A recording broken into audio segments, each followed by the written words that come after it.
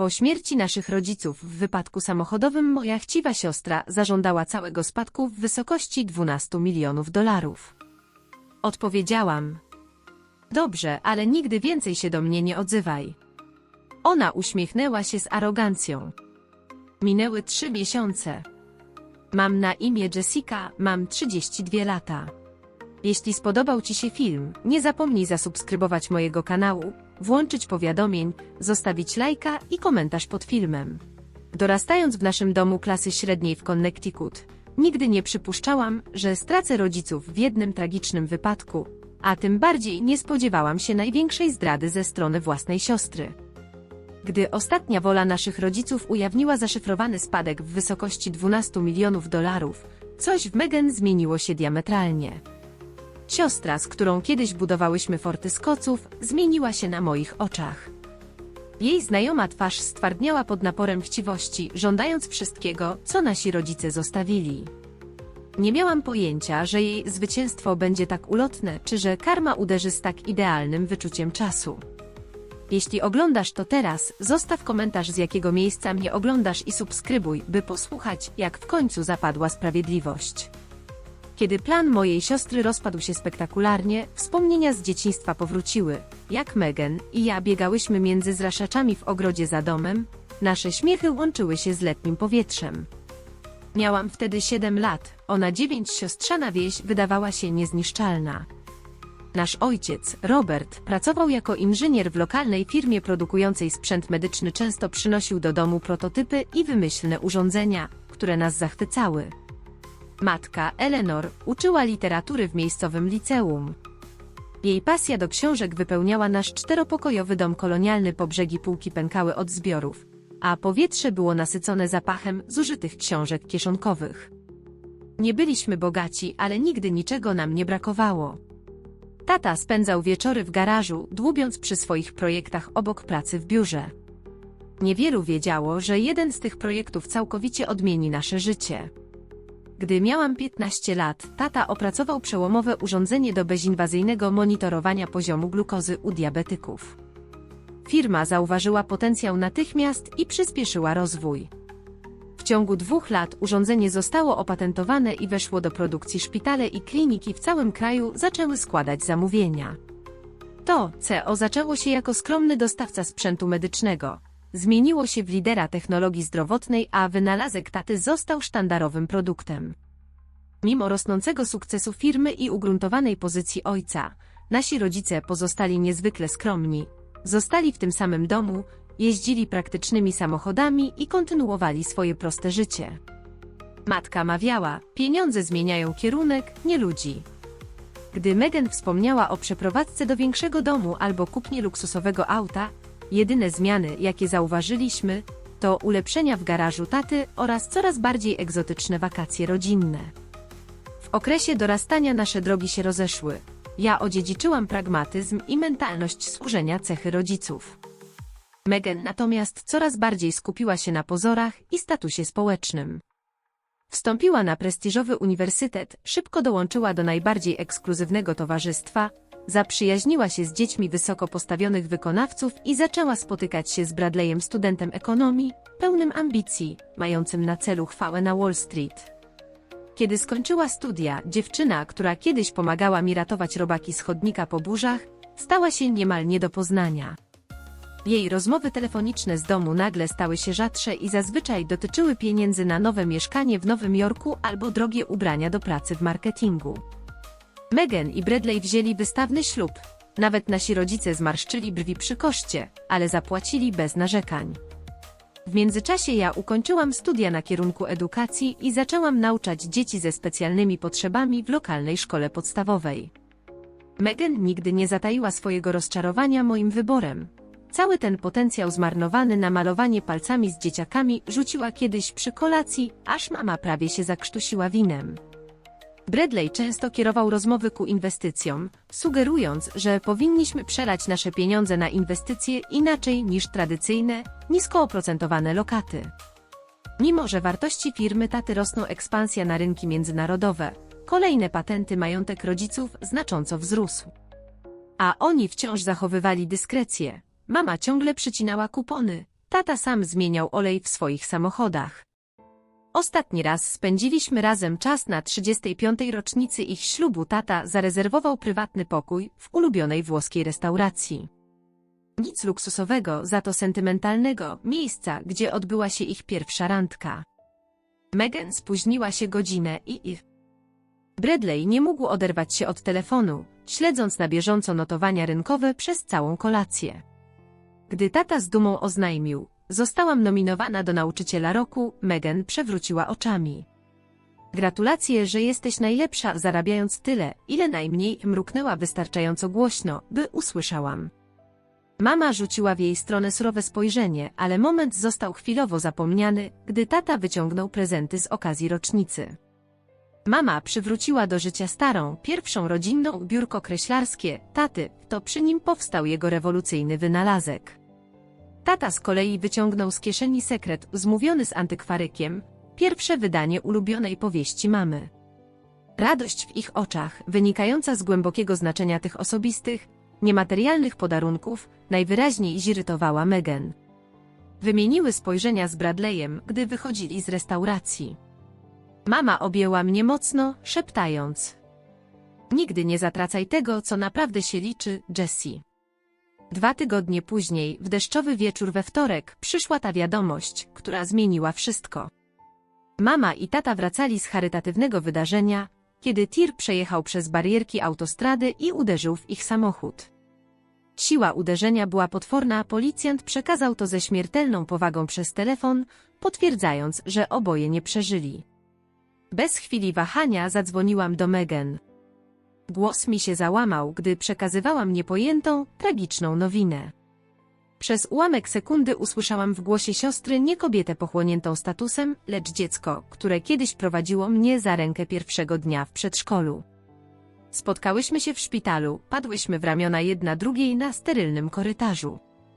Nasz wspólny, dotkliwy ból na moment zakleił pękniętą między nami przepaść. W trakcie identyfikacji rzeczy ich należących złotego zegarka taty i wytartego notesu mamy złudnie uwierzyłam, że ten koszmar zbliży nas do siebie znów. Byłam omylnie. Kolejne dni były chaosem pełnym organizacji i formalności. Ustaliłam szczegóły pogrzebu, skontaktowałam się z parafią, w której rodzice byli czynnie zaangażowani przez 3 dekady. Dobierałam czytania, które odzwierciedlały ich wartości, ich duszę. Tymczasem Meghan wydawała się zagubiona, spędzała godziny w gabinecie taty, przekopując się przez akta i szuflady. Tia Kerel, nasza ciotka, zauważyła: twoja siostra nie przestaje studiować tych finansowych dokumentów, odkąd tu jest, powiedziała cicho, gdy przygotowywałyśmy obiad dla odwiedzających nas krewnych. Żałoba u każdego wygląda inaczej, odparłam, choć dziwny niepokój ścisnął mi serce. W dniu pogrzebu Meghan przyjechała nowiutkim Lexusem, wciąż z przyklejonymi tymczasowymi tablicami rejestracyjnymi. Gdy wujek Frank skomentował auto, mówiła coś o potrzebie niezawodności w tych trudnych chwilach, po czym błyskawicznie zmieniła temat. Sama ceremonia była wzruszająca i piękna. Kościół wypełnił się współpracownikami, uczniami, sąsiadami i przyjaciółmi. Zespół badawczy taty opowiadał o jego mentorskiej pasji, były uczniowie wspominali mamę i jej wpływ na miłość do literatury i nauki. Wtedy zauważyłam, Meghan wciąż sprawdza telefon, zdystansowana, gdzie indziej myślami. Podczas ostatniej przemowy wygłoszonej przez Davida, ojcowego przyjaciela i współzałożyciela firmy, Meghan zerwała się gwałtownie i wyszła z kościoła, szepcząc: ważne połączenie. Nie wróciła, dopóki tłum nie ruszył na cmentarz. Na przyjęciu po pogrzebie David podszedł do mnie, troskiczając się w jego łagodnych oczach. Jessica, nie chcę ci dokładać teraz zmartwień, ale powinnaś wiedzieć. Meghan skontaktowała się ze mną 3 tygodnie przed wypadkiem, pytała o szczegóły finansowej struktury firmy i o taty inne inwestycje, powiedział. Ta wiadomość spadła we mnie jak zimny deszcz. A ty co jej powiedziałeś? Zapytałam. Nic konkretnego. Sugerowałem, żeby porozmawiała bezpośrednio z twoim tatą, jeśli miała obawy finansowe. On tylko poklepał mnie po ręce. Twój ojciec był człowiekiem bardzo dyskretnym w sprawach pieniędzy, nawet przede mną, ale też niesłychanie skrupulatnym. Jestem przekonany, że wszystkie jego sprawy były w idealnym porządku. Następnego dnia pojawiłyśmy się u pana Harrisona, rodzinnego prawnika. Jego biuro pełne było powagi dawnych lat, ciemne boazerie, skórzane tomy prawa. Harrison, który latami zajmował się testamentami i patentami taty, obdarzył nas szczerym współczuciem. Pomogę wam przejść przez rodzinny majątek, powiedział łagodnie. Myślałam, że będziemy zajmować się domem, kontami emerytalnymi i drobnymi formalnościami. Nic nie przygotowało mnie na słowa pana Harrisona. Majątek państwa jest wyceniany na około 12 milionów dolarów, powiedział, poprawiając okulary do czytania. Zadrżałam wyraźnie, a oczy Megan się powiększyły. W tym momencie dostrzegłam zmianę w jej zachowaniu, wyprostowała się gwałtownie na krześle. To niemożliwe, zająknęła się. Żyli tak skromnie. Pan Harrison skinął głową ze współczuciem. Okazało się, że wynalazki jej ojca zyskiwały na wartości wraz z rozwojem firmy. Już wcześniej zainwestowali mądrze w startupy medyczno-technologiczne, które odniosły spektakularny sukces. Rodzice Megan byli zamożni, jednak postanowili żyć według swoich zasad, a nie zasobów finansowych. Gdy pan Harrison wymieniał kolejne składniki majątku, zauważyłam, że Megan robi szczegółowe notatki. Co jakiś czas podkreślała kolejne kwoty swoim długopisem. Gdy spotkanie dobiegło końca, zaczęła dopytywać o harmonogram podziału majątku i o to, czy któryś z aktywów da się łatwo spieniężyć. Jeszcze tej samej nocy, pakując rzeczy naszych rodziców w ich domu, wybuchł pierwszy prawdziwy konflikt. Wezmę całą kolekcję biżuterii mamy, włącznie z diamentowym naszyjnikiem, który tata podarował jej na 30. urodziny, oświadczyła Megan, już wkładając klejnoty do przyniesionego aksamitnego woreczka. To powinno być moje, naciskała. Ja doceniam piękne rzeczy, wyjaśniła, z dumą. Mamo by to zrozumiała, dodała. To ostatnie zdanie zraniło mnie głęboko. Powinno być porówno, odparłam. Mama chciałaby, żeby każda z nas miała rzeczy, które dużo dla niej znaczyły. Megan nabrała kpiącego tonu. Pewnie ty tylko schowasz je do szuflady gdzieś, rzuciła z pogardą. Jaki sens jest mieć piękne rzeczy, jeśli się ich nie używa ani nie pokazuje? W kolejnych dniach widziałam, jak systematycznie przeszukuje puste pudła, pakowała dzieła sztuki, kryształy i przedmioty ze srebra. Gdy pytałam ją o któryś z eksponatów, odpowiadała ostro, że to i tak się zepsuje, jeśli zostanie ze mną. Pewnego wieczoru podsłuchałam ją, jak rozmawia przez telefon z Bradleyem, stały w kuchni, mówiąc szeptem. To nawet lepiej niż myśleliśmy, słyszałam. Harrison mówi, że to będzie całkowicie płynne w ciągu 60 dni. Bradley dołączył do nas później tamtego dnia, z notesem w ręku, pomagając Megan w inwentaryzowaniu mebli i drogocennych przedmiotów. Szeptali razem w salonie, uchwyciłam fragment słów Bradleya. Gdy już dostaniemy całą sumę, w końcu będziemy mogli spłacić, urwał, zauważywszy mnie, i nagle zmienili temat. Tamtej nocy, leżąc w starym pokoju dzieciństwa, wpatrzona w sufit, zastanawiałam się, co się stało z moją siostrą. Zastanawiałam się, co się stało z tą dziewczyną, która kiedyś odmówiła nowego roweru, bo uważała, że lepiej przeznaczyć pieniądze na schronisko dla zwierząt. Coś się w niej zmieniło. Coś głębszego niż zwykły żal. Nie mogłam pozbyć się przerażającej myśli, że dopiero początek. Formalne odczytanie testamentu odbyło się tydzień później, w kancelarii pana Harrisona.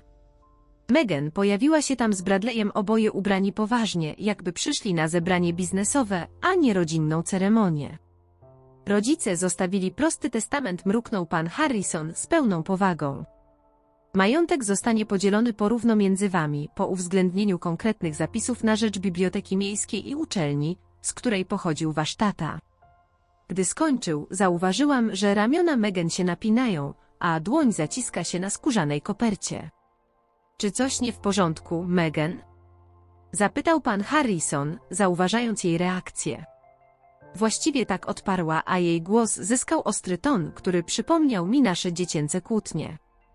Nie sądzę, że podział 50-50 byłby sprawiedliwy, ani tym, czego by sobie życzyli, gdyby się nad tym zastanowili. Pan Harrison wyglądał na zaskoczonego. Pana rodzice jasno wyrazili życzenie sprawiedliwego podziału. Megan pochyliła się do przodu. Ale okoliczności się zmieniły. Jessica ma stałą pracę z emeryturą, żyje skromnie i nie ma finansowych zobowiązań, zaczęła, spoglądając na mnie. My zaś mamy kredyt hipoteczny w okolicach Manhattanu i duże możliwości inwestycyjne, które wymagają kapitału. Mamy też trochę długów, a ta spadek mógłby je rozwiązać. Zaskoczona tą rewelacją spytałam: ile dokładnie macie długów? Megan i Bradley wymienili spojrzenia, zanim odpowiedzieli. Około $300,000 na kartach kredytowych, a do tego nasz kredyt hipoteczny jest niedoszacowany od czasu zmiany na rynku. Byłam zszokowana. Mimo twojego zamiłowania do luksusu, nie miałam pojęcia, że jesteście w tarapatach. Może bardziej potrzebujecie doradztwa finansowego niż nierównego podziału spadku, zasugerowałam. Moglibyśmy przeznaczyć część pieniędzy, żeby pomóc wam w restrukturyzacji długów. Ale Bradley przerwał, jego głos zmienił się, to był dobrze znany mi ton negocjatora. Chodzi o to, że mamy unikalne możliwości inwestycyjne, które mogłyby pomnożyć ten spadek, powiedział. Byłoby nieodpowiedzialne nie skorzystać z tych warunków rynkowych. Rozmowa szybko się pogorszyła, gdy Megan zaczęła przywoływać wspomnienia dzieciństwa jako dowód na rzekome uprzywilejowanie mnie przez rodziców. Pamiętasz, kiedy tata pomógł ci kupić pierwszy samochód, a ja musiałam na swój zapracować? Domagała się.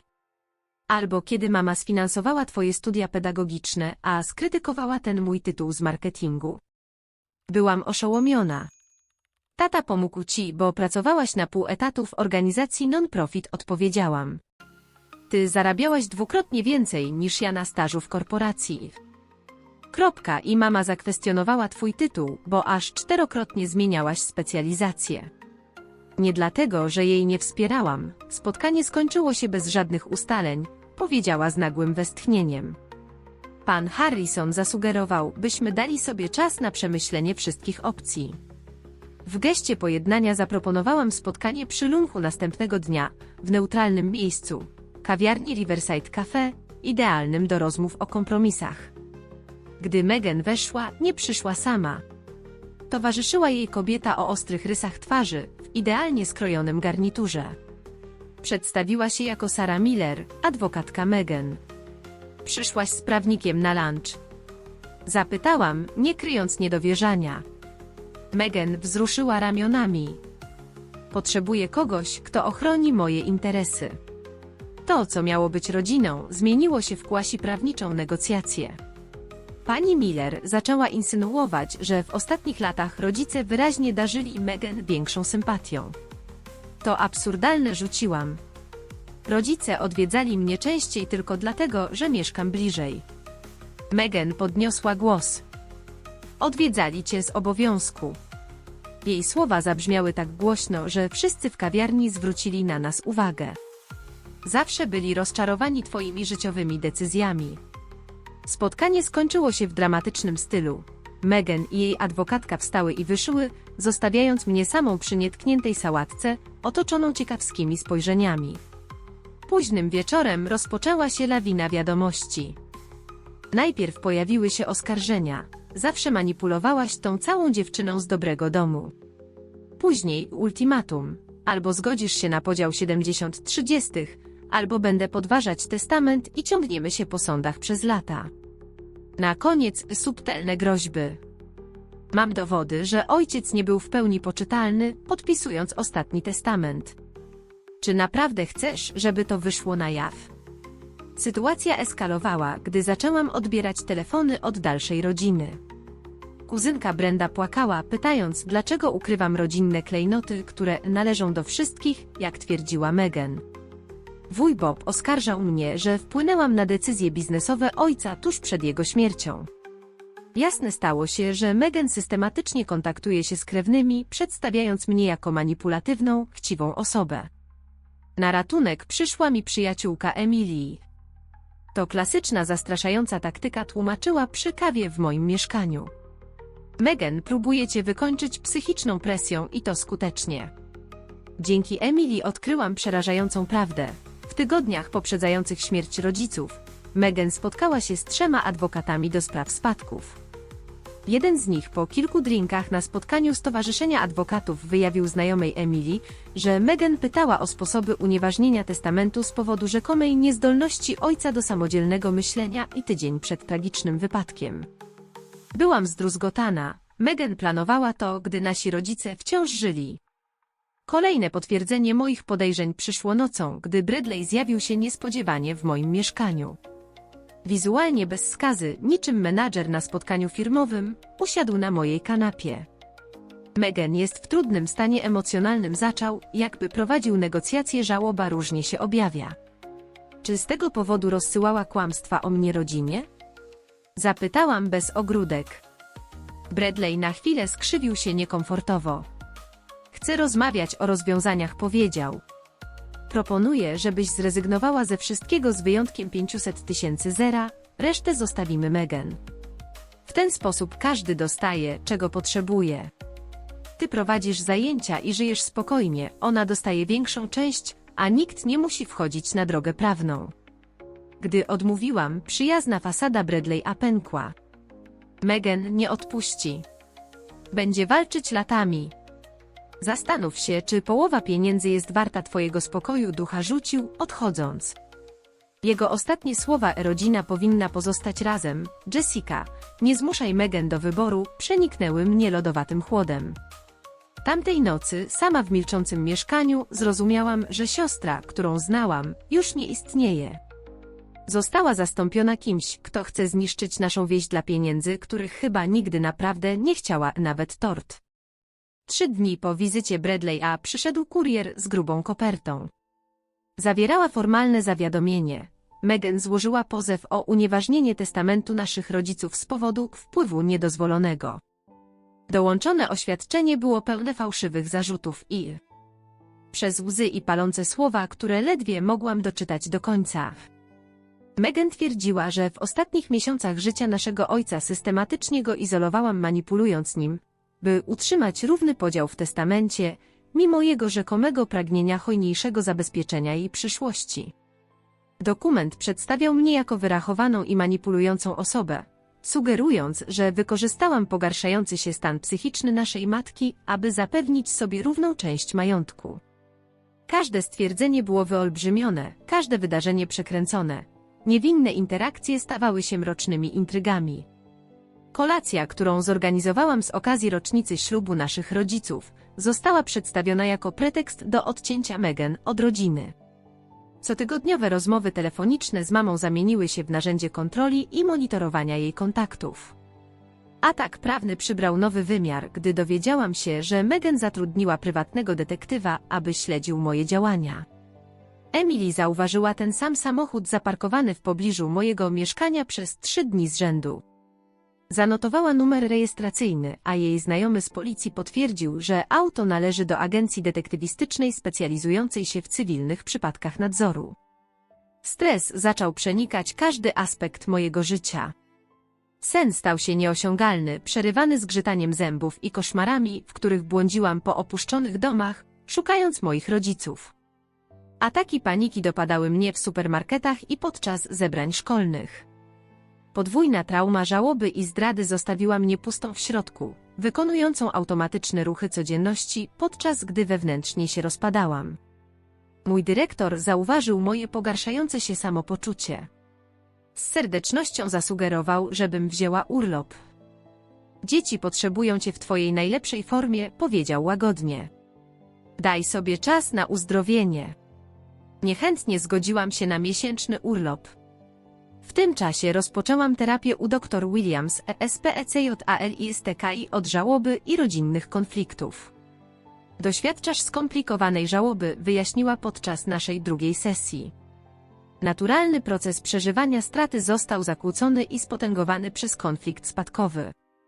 Działania twojej siostry zmuszają cię do obrony, zamiast pozwolić ci opłakiwać stratę.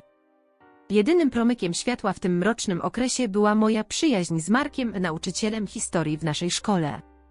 Codziennie mnie odwiedzał, przynosząc domową zupę i świeży chleb.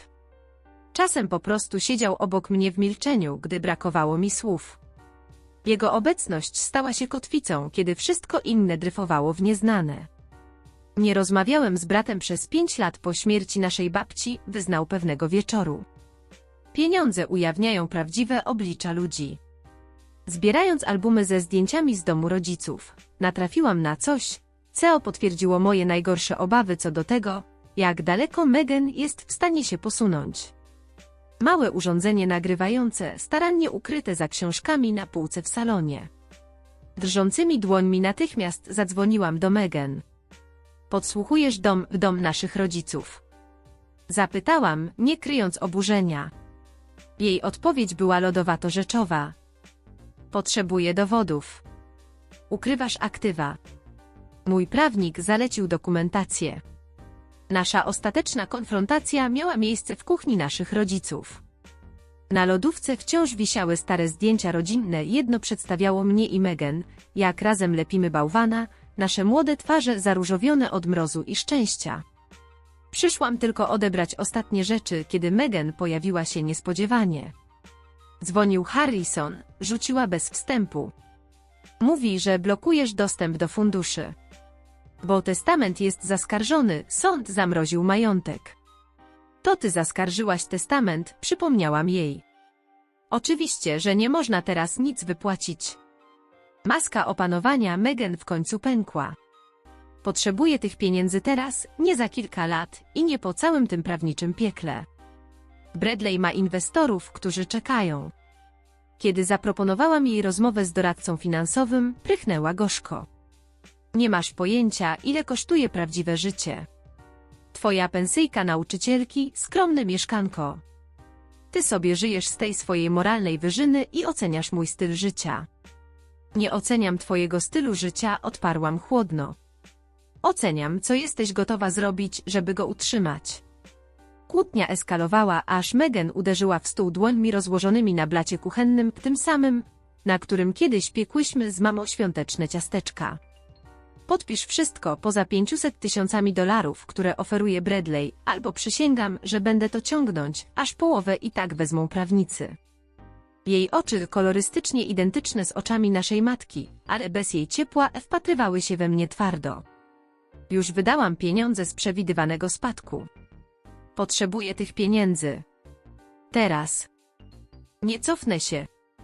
Pan Harrison potwierdził, że groźba Megan jest realna.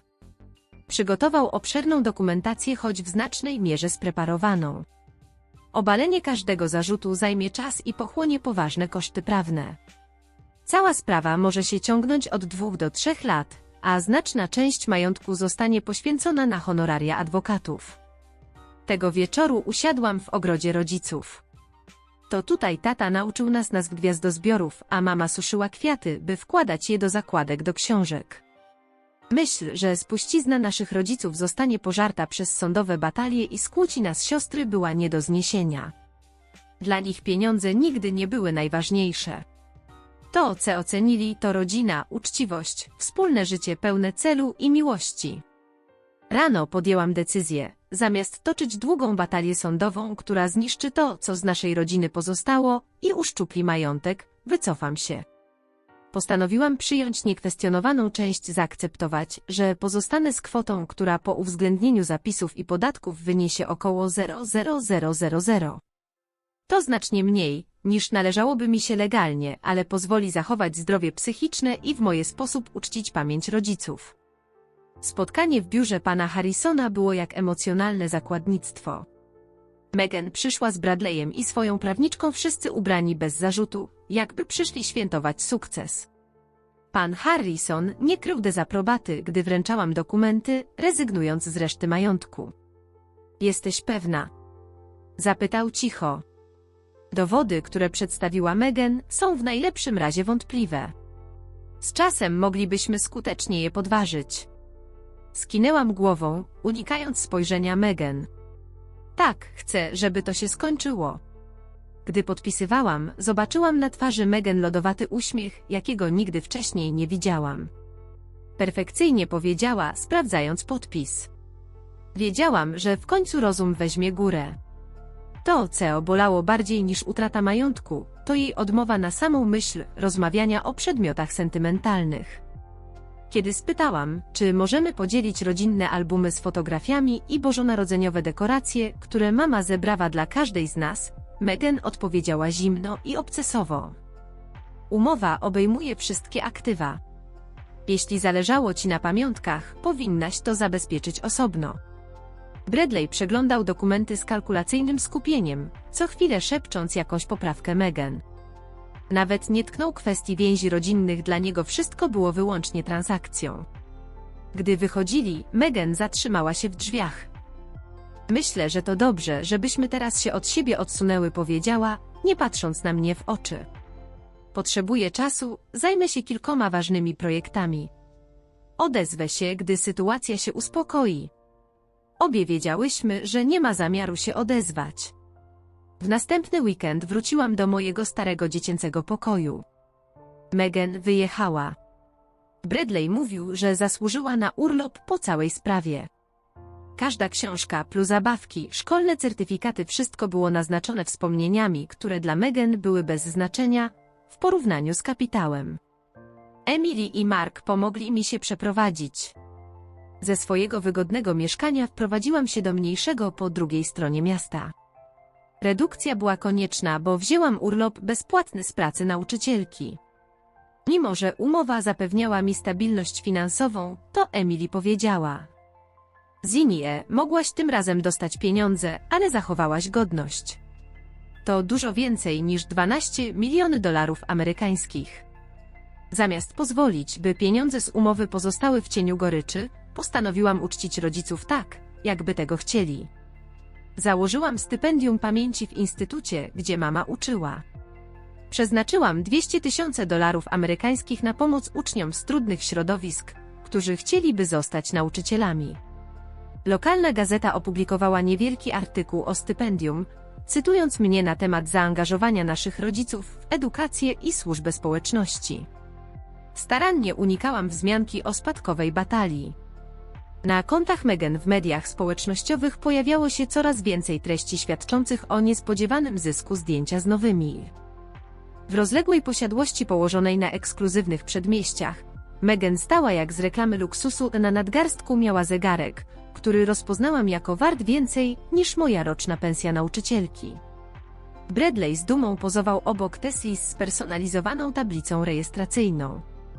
Najbardziej jednak zszokował mnie wywiad w lokalnym magazynie biznesowym, w którym Meghan opisywała siebie jako przedsiębiorczynię i anioła biznesu, twórczynię nowatorskiego konceptu luksusowej gościnności.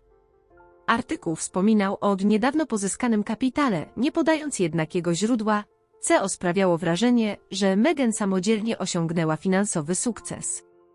Podczas gdy Meghan skrupulatnie dokumentowała swoje szaleńcze wydatki w mediach społecznościowych, ja koncentrowałam się na odbudowie własnego życia. Wróciłam do nauczania i odnalazłam pocieszenie w prostych potrzebach oraz szczerej sympatii moich uczniów. Zaczęłam również działać jako wolontariuszka w grupie wsparcia dla osób przeżywających żałobę, poleconej przez dr Williams. W końcu sama prowadziłam spotkania, pomagając innym, którzy również doświadczyli rodzinnego rozłamu. Moja przyjaźń z Markiem powoli, lecz naturalnie przerodziła się w coś więcej. Jego spokojna siła i autentyczność były uderzającym kontrastem wobec materialistycznych wartości, które pochłonęły moją siostrę. Pewne przypadkowe spotkanie z Davidem, dawnym wspólnikiem mojego ojca, dało mi pierwszą wskazówkę, że w imperium Meghan nie wszystko jest tak idealne, jak się wydawało. Spotkaliśmy się na aukcji charytatywnej na rzecz szpitala, gdzie po raz pierwszy zastosowano urządzenia stworzone przez tatę. Martwią mnie niektóre decyzje biznesowe Meghan, wyznał mi David, kiedy wspólnie przeglądaliśmy przedmioty wystawione na aukcji cichej. Poprosiła mnie o inwestycje w nowy fundusz hedgingowy Bradley'a. Prognozowane zyski wydają się podejrzanie wysokie. A gdy poprosiłem o dokumentację, Bradley zaczął unikać odpowiedzi. David pokręcił głową. Twój ojciec był skrupulatny. Analizował każdą inwestycję przez miesiące, zanim wyłożył choćby centa. Meghan zdaje się podejmować impulsywne decyzje, obracając ogromnymi kwotami. Słowa Davida okazały się prorocze. W ciągu zaledwie kilku tygodni w kręgach finansowych zaczęły krążyć plotki o wątpliwych strategiach inwestycyjnych Bradley'a. Była koleżanka Meghan wspomniała przy drinku w gronie nauczycieli, że kilku klientów wycofało się z firmy po zadaniu zbyt wielu pytań o jej metody. Jeszcze bardziej niepokojący był telefon od cioci Carol. Meghan sprzedaje dom waszych rodziców, powiedziała z wyczuwalnym napięciem w głosie. Agent nieruchomości planuje wyprzedaż majątku w przyszłym tygodniu. Jeśli jest coś osobistego, co chciałabyś zachować, to może być ostatnia szansa. Nie potrafiłam znieść myśli o uczestnictwie w tej wyprzedaży. Wysłałam Marka, by ocalił cokolwiek, co zostało z rodzinnych zdjęć lub pamiątek. Wrócił z niewielkim pudełkiem, twarz miał posępną. Większość rzeczy osobistych już zniknęła, powiedział. Ale gospodyni, pani Diaz, schowała kilka zdjęć i książkę kucharską twojej mamy. Poprosiła, żebym ci je przekazał. Recepty zapisane ręcznie, popłamione ekstraktem waniliowym i tłustymi śladami masła, wywołały u mnie łzy, których sądziłam, że już nie mam. Tydzień później dotarła anonimowa przesyłka z kilkoma albumami fotograficznymi i kartką z odręcznym napisem. Tego nie powinno się sprzedawać obcym. Twoja mama chciałaby, żebyś to miała. Rozpoznałam pismo pani Diaz. Jej drobny gest dobroci był wyraźnym kontrastem wobec emocjonalnej obojętności mojej siostry. Podczas gdy Meghan otaczała się materialnymi dobrami, zauważyłam coś ciekawego w zachowaniu dalszej rodziny krewni, którzy początkowo wierzyli w jej wersję wydarzeń, zaczęli się do mnie odzywać. Moja kuzynka Brenda zaprosiła mnie na recital baletowy swojej córki, wujek Bob zadzwonił, żeby podzielić się wspomnieniami o tacie. Wydawało się, że ekstrawagancki styl życia, który Meghan tak chętnie prezentowała w mediach społecznościowych, zaczął budzić wątpliwości co do jej opowieści o moich rzekomych manipulacjach finansowych. Ludzie nie są głupi, zauważyła Emily. Umieją liczyć. Skoro to ty podobno przejęłaś spadek, to czemu uczysz w szkole specjalnej, a Meghan kupuje wakacyjne rezydencje? Zachowałam godne milczenie na temat zawartego porozumienia. Nigdy nie zaprzeczyłam publicznie narracji Meghan, ale skupiłam się na uczczeniu pamięci naszych rodziców poprzez stypendium i działalność społeczną. Lokalna Rada Oświatowa zorganizowała małą uroczystość ku czci stypendium, wręczając mi pamiątkową tabliczkę, która teraz wisi w mojej klasie obok zdjęcia mamy czytającej dzieciom. Mimo wszystko czekałam, aż ból zelżeje, aż poczucie zdrady przestanie być tak palące. Niektóre dni były lepsze niż inne. W urodziny mamy zaniosłam kwiaty na jej grób. Sama. Meghan wysłała bezosobowy, kosztowny bukiet, dostarczony przez ekskluzywną kwiaciarnię. Zastanawiałam się, czy kiedykolwiek rozmyśla nad tym, co nasi rodzice pomyśleliby o jej decyzjach, czy może komfort bogactwa całkowicie przyćmił takie rozważania. Nie miałam pojęcia, że odpowiedzi na te pytania nadejdą szybciej, niż mogłam się spodziewać. Dokładnie 2 miesiące po sfinalizowaniu umowy oceniłem pracę w swojej klasie po szkole, gdy Emily weszła do pokoju, trzęsąc telefonem. Musisz to zobaczyć, powiedziała, pokazując finansową sekcję miejskiej gazety na ekranie. Nagłówki mnie zamurowały. Federalne śledztwo wszczęte przeciwko grupie inwestycyjnej Bradley Ice, zarzuty oszustwa. Przewertowałem artykuł z rosnącą niedowierzaniem. Firma Bradley była pod lupą, zarzucano jej uwodzenie inwestorów i prowadzenie wyrafinowanego schematu Ponziego. Wspomniano, że wykorzystano niedawno zdobyty rodzinny kapitał, by przyciągnąć kolejnych inwestorów obietnicami wyjątkowych okazji i niespotykanych zysków. Zanim zdążyłem się otrząsnąć, zadzwonił telefon. David. Widziałaś newsy o Bradleyu? Zapytał od progu. Jego głos był napięty. Meghan zainwestowała prawie 8 milionów w jego fundusz. Próbowałem ją ostrzec, by nie wkładała wszystkich jajek do jednej koszyczka, ale zapewniała, że Bradley ma wewnętrzne koneksje, które gwarantują zyski. W kolejnych dniach sytuacja runęła błyskawicznie. Bradley najpewniej opuścił kraj, przelał znaczące aktywa na zagraniczne konta, zanim oficjalne śledztwo ujrzało światło dzienne. Nadziejom Meghan związanym z luksusowym kurortem, który promowała w mediach społecznościowych, położyli kres zrezygnowani wykonawcy prac. Czeki okazały się bez pokrycia, a jej straty sięgnęły setek tysięcy dolarów. Najbardziej druzgocące była kontrola podatkowa. Odkryto, że Meghan nie rozliczyła prawidłowo podatku od spadku. Kara przekroczyła $1,5 miliona. Powinienem czuć ulgę lub wstrząs, ale nic z tego. Widzieć życie mojej siostry rozpadające się na kawałki z bezpiecznej odległości było przerażająco puste. Dodatek utraty emocjonalnej i materialnej pozostawił mnie w stanie zawieszenia. W rodzinie zaczęły krążyć wieści o przejęciu jej majątku. Ciotka Kerel poinformowała, jej markowe ubrania i samochody już zajęte. Dom wystawiony na sprzedaż ze stratą. Cały czas trzymałem dystans, podlewałem własne życie. Szkoła, planowanie roku, organizacja jesiennej ceremonii przyznania stypendiów to były moje kotwice. Do czasu, gdy zaczęły napływać SMS-y jak echa z dawnych pamięci o sporze spadkowym. Na początku ledwie serdeczne. Cześć, co tam u ciebie? Potem pół słowa. Ostatnio ciężko się układa. Na koniec bezpośrednie prośby. Musimy porozmawiać. Potrzebuję porady finansowej. Nie odpisywałem. Rana była za świeża. Ciotka Kerel nakarmiła mnie cotygodniowymi aktualizacjami. Megan dzwoniła do wszystkich, prosiła o pożyczki. Na naszym miesięcznym obiedzie wtajemniczyła wujka Boba. To chwilowy brak płynności, Bradley załatwi wszystko jak wyjdzie z problemów z rządem. Najboleśniejsze to, że Megan wciąż wierzyła w jego niewinność. Pierwsza poczta głosowa przybyła w dniu, który miał być rocznicą naszych rodziców. Głos Megan był napięty, pozbawiony dawnej pewności siebie. Jessica, minęło sporo czasu, ale chciałam pogadać o sprawach finansowych. Nic trudnego, po prostu zadzwoń, kiedy możesz. Wymazałem wiadomość. Bez odpowiedzi. W kolejne tygodnie pojawiły się jeszcze dwa, coraz bardziej rozpaczliwe. Zachowałem milczenie, osłonięty bezpiecznym murem codzienności. Aż nadszedł wtorek i bezpośrednie starcie. Pomagałem uczniowi z problemami w czytaniu, gdy sekretarka zapukała. W szkole ktoś na ciebie czeka. To siostra, Megan. W głównej poczekalni siedziała sztywna, niegdysiejsza perfekcyjna wersja jej samej. Ubrania z sieciówki, pomięte.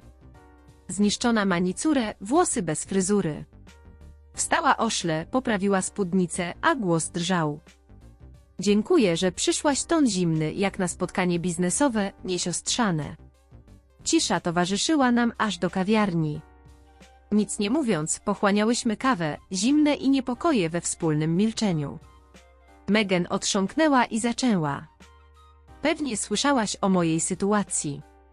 Gdy milczałam, mówiła dalej. Bradley podjął złe decyzje. Pracuje nad tym za granicą, ale w międzyczasie jest ciężko. Nie skradła się ani minutą skruchy, ani przyznaniem się do tego, że to ona naruszyła nasze relacje i finanse. Zamiast tego oczekiwała pożyczki i na chwilę dwa słowa, ale z oczywistym ciężarem. Tylko do czasu wyjaśnienia problemów Bradley a. Na jaką sumę? Zapytałam, a to były moje pierwsze słowa od początku spotkania.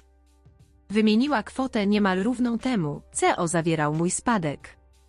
Mam świetną historię kredytową, dodała, możemy spisać to z odsetkami. Rozmowa przebiegała jak w zwolnionym filmie. Moja siostra prosi o to, czym kiedyś mnie pozbawiła prawie całym moim dziedzictwem. Zachowałam ostrożność. Muszę to przemyśleć. Decyzje finansowe nie powinny być impulsywne.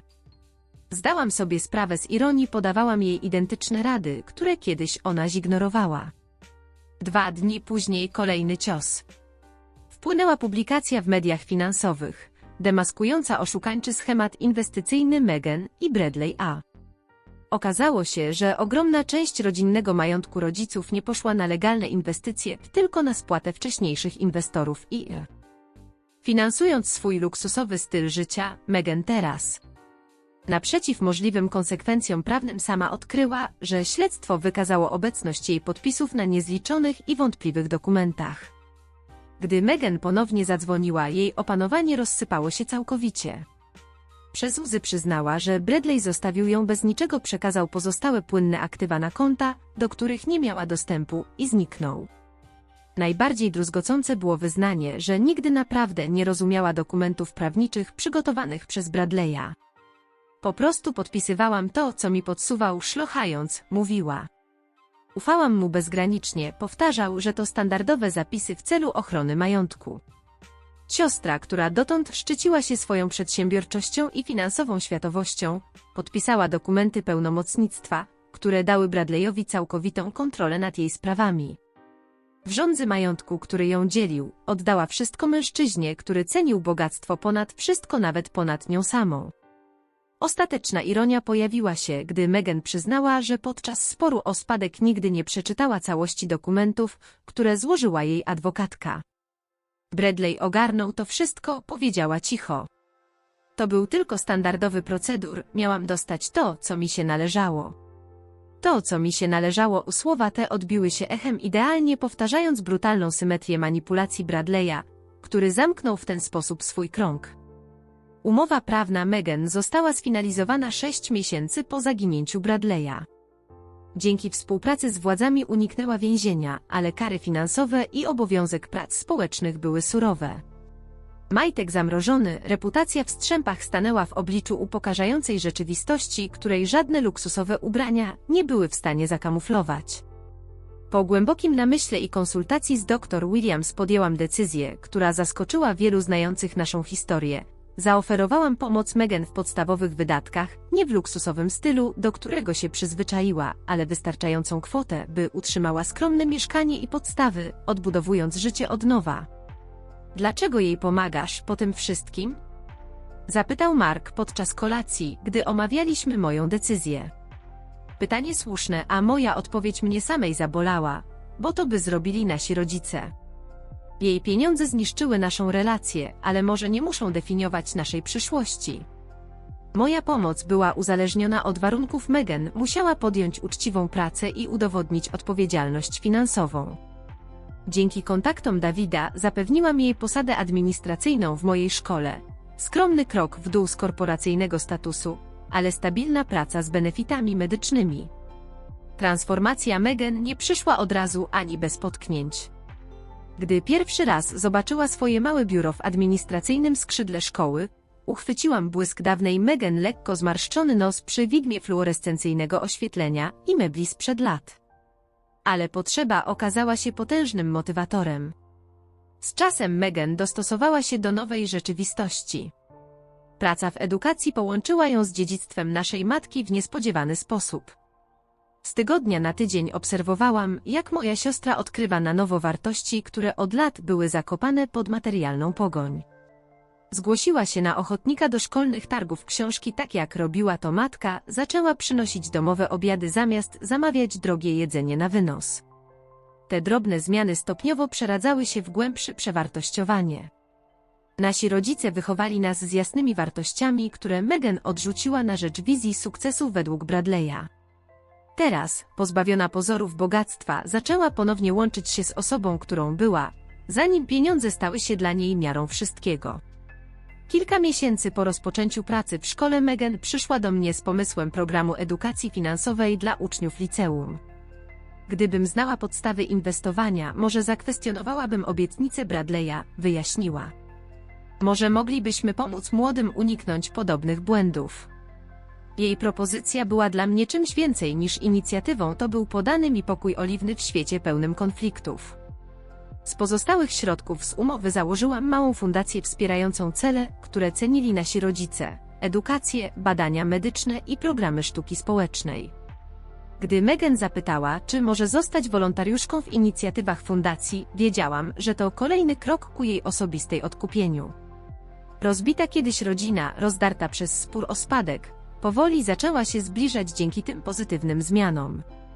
Kolacja w święto dziękczynienia u cioci Carol stała się punktem zwrotnym. Meghan przyniosła domowe ciasto jabłkowe, zamiast drogich win jak kiedyś.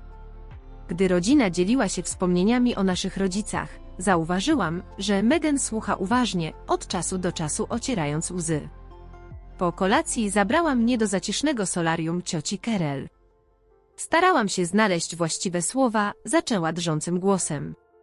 Ale nie ma wystarczająco słów, by to w pełni opisać, że cię zdradziłam. Jej głos ucichł, zostawiając mnie z historią, która choć pełna bólu stała się opowieścią o odkupieniu, rodzinnej sile i prawdziwej wartości nie tylko pieniędzy, ale relacji, które najtrudniej zgubić, a najpiękniej odzyskać. a pamięci naszych rodziców. Przeprosiny, które nastąpiły, były surowe i autentyczne, wolne od wyrachowanych manipulacji, które wcześniej charakteryzowały nasze relacje. Przyznała, wmawiałam sobie, że zasługuję na więcej, bo żyłam większym życiem. Ale tak naprawdę mierzyła wszystko według błędnych kryteriów. Wybaczenie nie przyszło łatwo, ani nagle. Nadal zdarzały się chwile, gdy wspomnienie jej chłodu podczas sporu o spadek zatrzymywało mnie w połowie rozmowy nagłe zimno, mimo że nasza relacja stawała się cieplejsza. Ale widząc szczere wysiłki Megan, by odbudować swoje życie z integralnością, powoli pojawiła się przestrzeń do uzdrowienia, a przestrzeń, której żadna z nas wcześniej nie uważała za możliwą. Mark oświadczył mi się w moje urodziny. Nie był to wystawny diament, który zaimponowałby dawnej Megan, ale odnowiony pierścionek mojej babci, który potajemnie odzyskał z wyprzedaży majątku. Ten prosty gest uosabiał wszystko, co teraz ceniłam. Troskę ponad blichtr, znaczenie ponad wartość pieniężną. Ku mojemu zaskoczeniu, Megan zaangażowała się z całego serca w pomoc przy organizacji małej, ale pełnej znaczenia ceremonii. Nie musisz tego robić, powiedziałam, gdy układała ręcznie robione dekoracje w swoim mieszkaniu. Wiem, odpowiedziała, skupiona na układaniu dzikich kwiatów w szklanych słoikach. Chcę to zrobić. Kiedy poprosiłam Megan, by została moją druhną, łzy w jej oczach mówiły więcej niż 1000 słów o naszej drodze od rozłąki do pojednania. Ślub był dokładnie taki, jakiego pragnęliby nasi rodzice. Intymny, radosny, skupiony na relacjach, a nie pozorach. Megan stała przy moim boku w prostych, niebieskich sukience, a jej krótkie przemówienie idealnie oddało historię naszej rodziny i nie odnosząc się bezpośrednio do bolesnej przeszłości. Nasi rodzice nauczyli nas, że prawdziwe bogactwo tkwi w tym, jak traktujemy siebie nawzajem, powiedziała, wznosząc kieliszek. Jessica nigdy nie zapomniała tej lekcji, nawet gdy ja o niej zapomniałam. Uczę się jej na nowo, patrząc na jej przykład. Najgłębszy moment uzdrowienia nadszedł 6 miesięcy po ślubie, kiedy Megan zaproponowała wspólną wizytę na grobach naszych rodziców w rocznicę wypadku. Stojąc przed wspólnym nagrobkiem, położyła świeże kwiaty obok kamienia i cicho zapytała. Myślisz, że mi wybaczyli? Już to zrobili, odpowiedziałam. Wybaczyli nam, zanim jeszcze popełniłyśmy nasze błędy. Tacy właśnie są rodzice. Trwałyśmy w milczeniu, dwie siostry, które przeszły bolesną drogę, by dotrzeć do prawdy, którą żyli nasi rodzice, że relacje są trwalsze niż majątek, że charakter jest cenniejszy niż bogactwo i że przebaczenie, choć trudne, jest jedyną drogą naprzód po zdradzie. Spadek, który niemal nas zniszczył, ostatecznie ujawnił, kim naprawdę jesteśmy. Dla Megan był to moment o swojej podatności na materializm, który niemal kosztował ją wszystko. Dla mnie był to test wierności wobec wartości, które zaszczepili nam rodzice. Tracąc pieniądze, zachowałam coś o wiele cenniejszego. Megan, zyskując wszystko, najpierw zgubiła siebie, zanim odnalazła drogę powrotną. Obserwując, jak moja siostra odbudowuje swoje życie z nowo odkrytą mądrością, często zastanawiam się, co było prawdziwym dziedzictwem naszych rodziców. Nie te 12 milionów dolarów, które pojawiły się i zniknęły tak dramatycznie, ale przykład, jaki dawali przez dekady spokojnej integralności. Żyli zgodnie z własnymi wartościami, a nie stanem konta. Znajdowali radość w celu i relacjach, a nie w posiadaniu. Ostatecznie to było dziedzictwo, które się liczyło, to, które podtrzymało mnie przez zdradę i pomogło odzyskać moją siostrę z pustego pościgu za bogactwem, za wszelką cenę. Jeśli dotarłeś do końca tej historii, chętnie dowiem się, czy kiedykolwiek sam doświadczyłeś rodzinnego konfliktu z powodu pieniędzy lub majątku. Jak poradziłeś sobie w tych burzliwych wodach? Zostaw komentarz poniżej, dzieląc się swoim doświadczeniem lub refleksją, którą wywołała w tobie ta opowieść. A jeśli znalazłeś wartość w tej podróży przez stratę, zdradę i odkupienie, rozważ subskrypcję i podzielenie się nią z innymi, którzy mogą zmagać się z podobnymi rodzinnymi wyzwaniami. Pamiętaj, prawdziwe bogactwo nie mierzy się w dolarach, lecz w uczciwości i miłości, jaką wnosimy do naszych relacji. Dziękuję, że wysłuchałeś mojej historii.